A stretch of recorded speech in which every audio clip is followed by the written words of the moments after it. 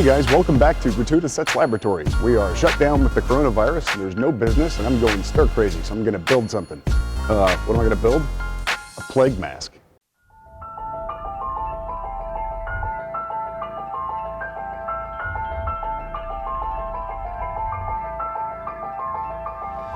During the time of the Great Plague, doctors thought that that disease was caused by bad smells, which is why the disease malaria is called malaria. It just means bad air. So to counter this, they built these bird-like masks and then stuffed the nose of them with herbs, sweet-smelling stuff, and straw. And as a result, they sort of inadvertently created the first particle mask, the first dust mask.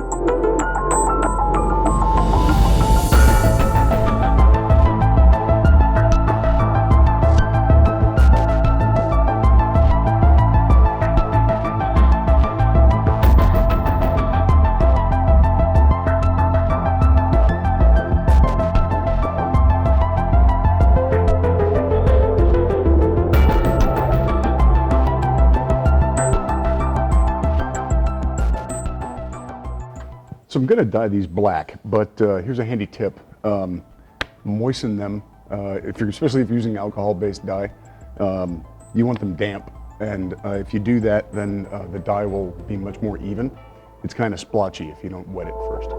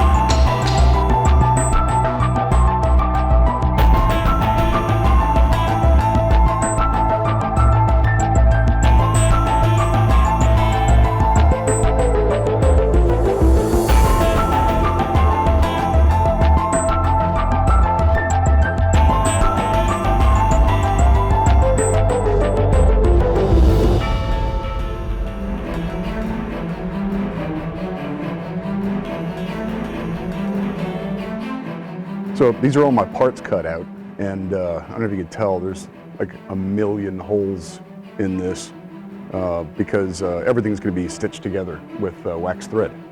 Let the tedium begin. I've gone ahead and started to stitch this thing together, but I want to point out two different stitching techniques that I'm using. This one, this is the underside, or basically under your chin, this piece right here. And if you notice, this is the show side of the piece. All of these pieces are, this is a waxed thread, and these all have two parallel loops, just like a football on the front side of it. On the back side, you'll see they're crossing over. And I'll go ahead and demonstrate that on this one. This is the more complicated stitching technique that I'm using. So I will show you this, because it's, once you get the hang of it, it's pretty easy. A good thing to note is that what I want to use as a guideline, because of the complexity of this stitching system, is that I want my thread to be 7 times as long as the seam that I'm trying to close. Then we're going to use two needles at the same time. So you have one needle on both ends. This is sort of like stitching a baseball, if you've ever seen that done. So what I'm going to do to start,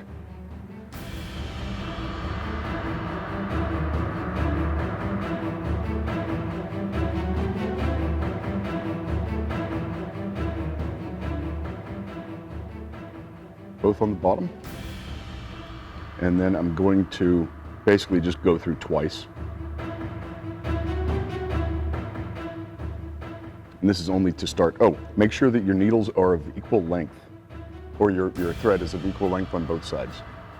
And when you do pull for tension, pull both of them simultaneously, opposing each other or even across each other, but don't try and pull one side or the other, because it'll actually twist the whole piece.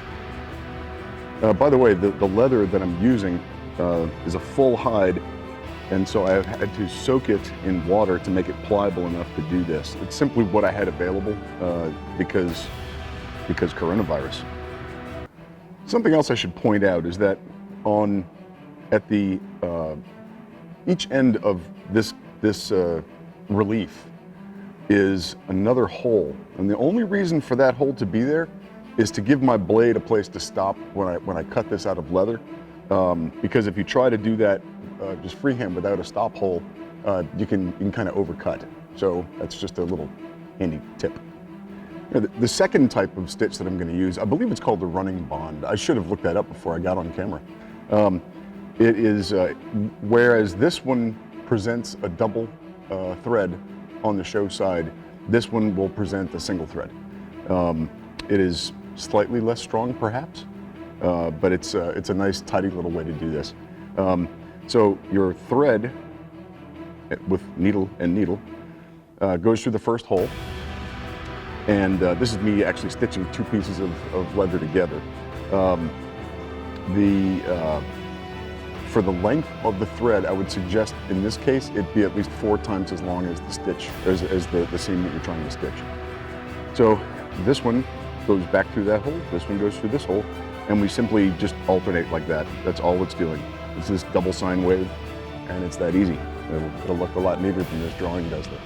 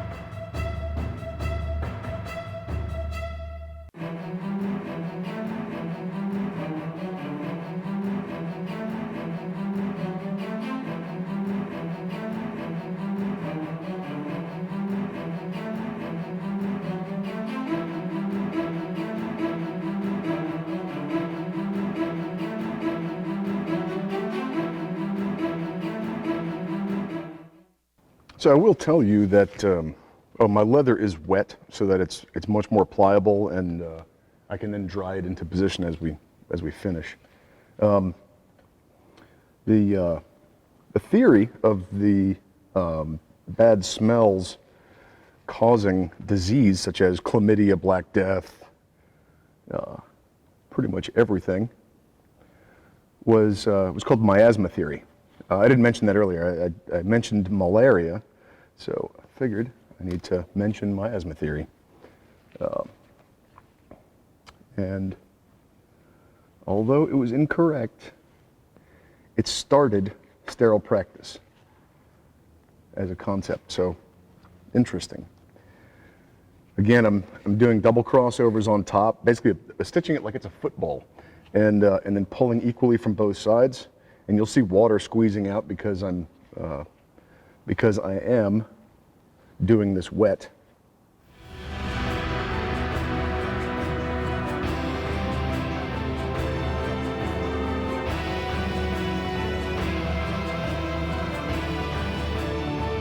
So I get these brazing goggles on Amazon for like $8, I think. And stole the lenses out of them, at least stole the colored lenses out of them. Those are 50mm lenses. And then we made these rings and installed the lenses that way.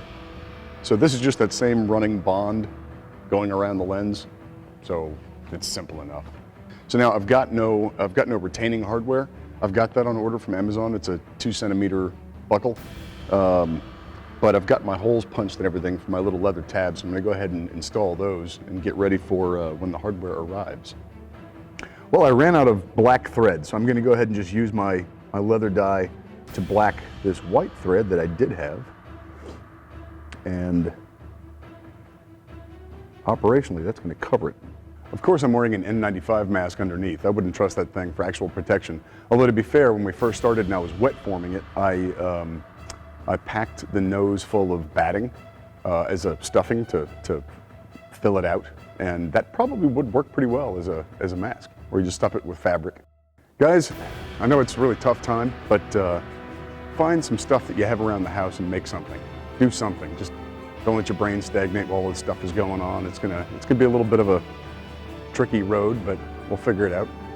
Anyway, go make something and send me a picture of stuff. We'll do it that way. Stay safe, and Gratuitous says hi. We'll do it again soon.